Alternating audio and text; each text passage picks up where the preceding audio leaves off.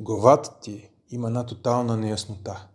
И ти дори не можеш да идентифицираш, не можеш да определиш какъв е огромният риск, огромната опасност, която седи пред тебе. Но ти сякаш чувстваш, че тя е неизбежна. Чакате на вратата и всеки един момент ще те връхлети. Това е несигурността в нашия ум. Това събужда чувство. Неприятно чувство, което ни обзема. Иглички, схващане, парализа, страх, притеснение, безпокойство, тревожност. Всички сме живяли и изживяваме понякога тези състояния, но когато тези състояния ни връхлитат за твърде дълго, ние страдаме много, много повече, отколкото е нужно. Днес ще ви споделя хилядолетната мъдрост, която ни помага да сме по-свободни, поне през повечето от времето от това страдание. За целта ще започна с една история, която е от преди 1000 години. За един принц. Но преди принца да се роди, баща му, който е бил велик цар, е имал голям проблем. Въпреки множеството от жени около себе си, които е имал на разположение, той не е могъл да има дъщеря или син, защото никоя от жените му не е могла да го дари с такъв. Царят е правил всякакви поличби, суеверия, всякакви молби, молитви. Нищо не е сработило. Докато в един ден една от съпругите му, която решила, че ще промени целия си живот в един момент и ще започне да живее мъдро, ще започне да живее морално, добродетелно, като добър човек, добра жена, скоро след като е направила своя житейски избор, поради кармични причини или кой знае какви, тя е заченала. Когато царят разбрал това, изпаднал в еуфория. Започвал да се грижи за жената като за най-важното нещо на света. Чакал с нетърпение раждането на детето и когато се родило момче, той и цялото царство празнували изключително много. Празнували и когато свършили да празнуват, царят си дал за цел това момче да бъде и жената, и майка му да бъдат най-обгрижваните хора в цялото царство и всички царства наоколо. Но царят не предполагал това, което предстояло да се случи. Защото бъдещето наистина е несигурно. Но често то е несигурно по начини, по които ние никога не бихме могли да очакваме, че ще бъде. Това, което се случило е, че малкото дете, все още невръсно, все още не проговорил, един ден било в скута на баща си на трона и присъствал на един от неприятните моменти от живота на един цар. Царят трябвало да осъди 4 мъже, които били крадци.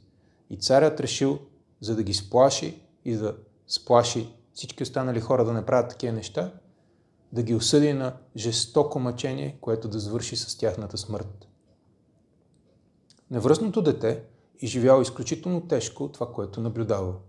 В този момент в ума му се породило силното и категорично желание, че той никога няма да бъде на място на баща си. Никога няма да бъде цар, който ще прави нещо подобно. Защото той усетил в сърцето си, че не насилието, добротата, щедростта е пътя, който иска да избере. И тогава, отчаяно не знаещо какво да направи, детето му хрумнало, че ще започне да се преструва на сакато, на глухо и на нямо. Скоро обаче проблемите започнали за това дете, защото всичките му близки, родителите му около него знаели, че всъщност физически детето по-скоро се преструва и няма тези проблеми. Но детето упорито продължава да се държи по начин, по който сякаш не разбира околните. Пробвали какво ли не.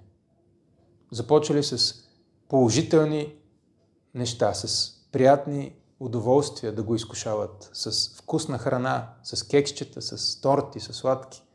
Само за да го накарат да проговори, да започне да се държи като някой, който може да бъде цар някой ден. Детето не помръднало.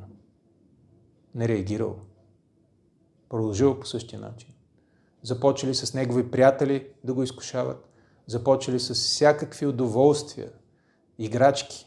Нищо не сработило. И когато били отчаяни, родителите му решили да пристъпят към заплахите и страха. Започали да го поставят сред опасни животни.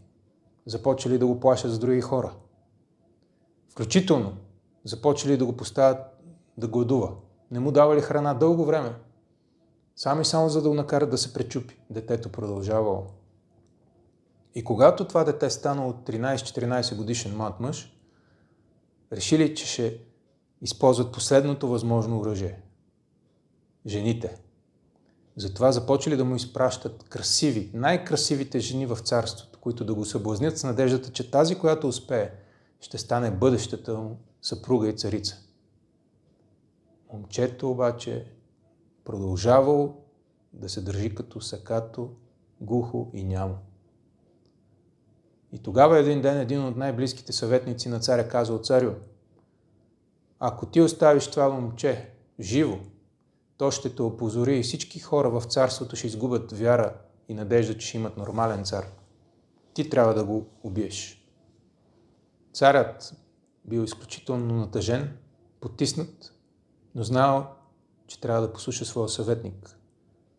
И затова решил да изпрати момчето заедно с един от своите най-добри убийци на разходка или на пътешествие извън царството, до една гора.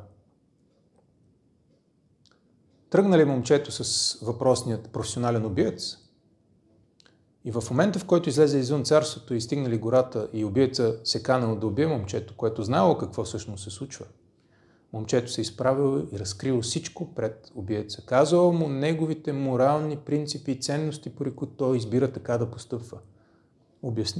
Обяснило му и му казало нещо още повече.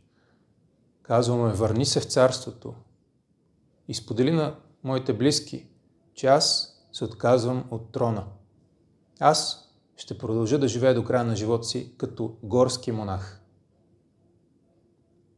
Тогава професионалният убиец оставил момчето в гората и се върнал. Връщайки се, казал на баща му и на всички около него, те били удивени. Баща му бил толкова впечатлен, толкова трогнат, толкова удохотворен от ценностите на сина си, че решил да го последва. Отказал се от трона, много други около него също, и станал монах. Това е една интересна история от будизма, която всъщност ни показва какво можем да правим, когато изпитваме несигурности в живота, когато живота ни тласка отляво и отдясно, когато бъдещето не е ясно. За да ви кажа всъщност извода, искам да ви споделя още 2 или 3 кратки историйки, които само че са от Стария Завет, който ни дава също изключително добри примери за това какво да правим и какво можем да изберем да правим, вместо да се страхуваме, вместо да се потискаме, да се тревожим, да се безпокоим и да се тровим с тези негативни чувства, тези негативни мисли. Първата история е тази на Аврам, който е бил потикнат от Господа да вземе първородния си син, ако не се лъжа, беше Исак, и да го убие, да го даде жертва в името на Господа.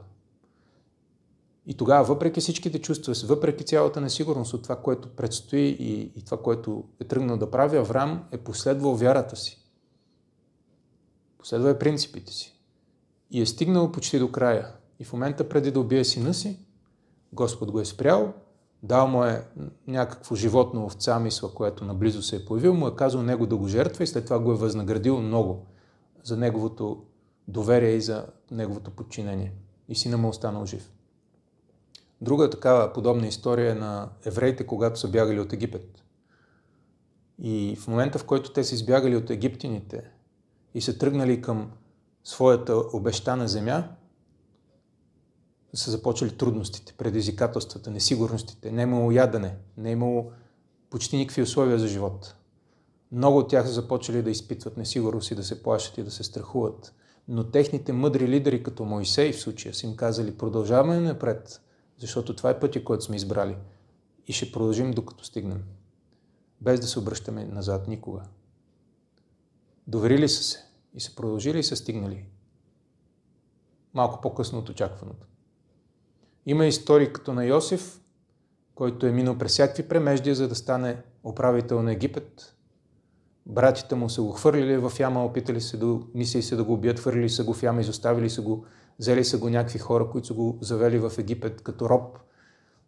Там съпругата на на неговия господар е искала да изневери на мъжа си с Йосиф, защото го е харесвала, той заради принципите си се отказал е на жената, тя го е предала и сфабрикувала е все едно, той искал да изнасили. Мъжът го е хвърлил в друга тъмница и така нататък, и така нататък. Но той е продължил да вярва и да следва вярата и принципите си. Или пък Йов, който е изгубил в един ден всичките си деца и всичкото си благосъстояние. И целият е станал в някакви, разболял се и станал целият в някакви обриви. И въпреки всичките неща, които той не е могъл да си обясни, защо изживява в този момент, защо му се случват страданието, защо тази несигурност, която предстои пред него е толкова голяма и необятна, той не си е задал такива въпроси и е казал: продължавам да вървя по праведния път, по моралния път, по пътя на моята вяра и да следвам принципите. И това е, което всъщност ни учат мъдрите и всички тези истории.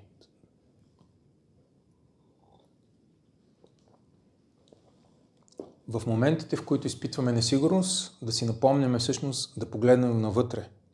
Не навън, а навътре. Какво правим ние често хората? Гледаме навън, в необятната вселена на възможности, които не очакваме и не знаем какво ще се случи. И се страхуваме, че ни връхлети нещо, с което няма да може да се справим. Защото гледаме навънка отвъд себе си. Ние трябва вместо това да погледнем навътре себе си и да се запитам: вървя ли според моите принципи? Давам ли най-доброто, което мога? Следвам ли моята вяра?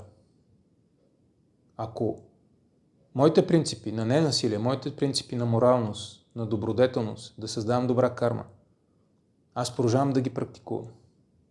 Продължавам да вървя, независимо от това какво ще е бъдещето. Ти имаш стабилност, защото твоята вяра и твоите принципи са хилядолетни. Ако ти следваш такива принципи, те са хилядолетни и ти се доверяваш на нещо, което е практически вечно. И това нещо ти дава вътрешната стабилност, устойчивост. Да, понякога може да изпитваш несигурност, обаче се връщаш отново към принципите, обръщаш се отново към себе си, към поведението си. Обръщаш внимание как постъпваш сега. Поставяш своите постъпки като по-важни, отколкото това, което се случи в бъдещето. Своето поведение в момента. Дали се базира на мъдрите принципи, дали се базира на добродетелност, защото това е, което е най-важно. Бъдещето не е наша грижа. Настоящето е нашата грижа. И си спомням думите от християнството, които се казват, много хубави думи, много ми харесват. Остави утрешния ден и бъдещето, дори и следващите моменти от деня ти, да се грижат сами за себе си. Те да се погрижат за себе си. Ти се фокусирай и се грижи за сегашния момент, за сегашния ден. Той има нужда от твоята грижа и само ти можеш да му дадеш грижата, която той има нужда. Сегашния момент. Не можеш да се погрижиш за бъдещето, може да се погрижиш за сегашното. Сегашното или сегашното. За сега. И как ти се грижи за сега е единственото важно нещо, което има значение. Довери се на процеса на настоящето. Остави бъдещето на някой друг, който може да го контролира. И се фокусирай върху себе си и поведението си. И принципите. Надявам се, че видеото ще ви е полезно.